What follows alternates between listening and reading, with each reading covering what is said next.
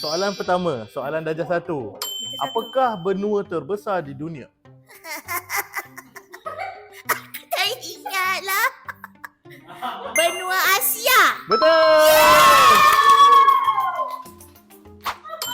Sungai manakah yang terpanjang di dunia? Sungai Nil. Betul!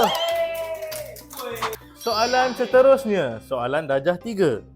Apakah nama lapisan udara yang melindungi bumi daripada UV light?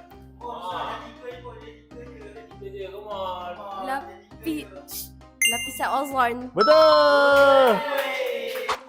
Gunung Everest terletak di negara mana? Nepal. Betul! Soalan seterusnya, negara manakah yang digelar Land of the Rising Sun? Japan. Betul! Laut manakah yang terbesar di dunia? Oh ya Allah.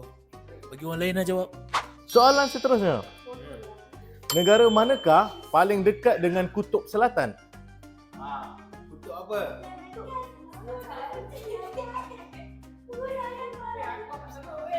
Salah! Apakah nama garisan yang membahagikan bumi dengan hemisfera utara dan selatan? Garisan Khatulistiwa. Betul! Apakah fenomena cuaca yang berlaku apabila angin kencang berpusing membentuk pusaran taufan? Monsoon. Salah!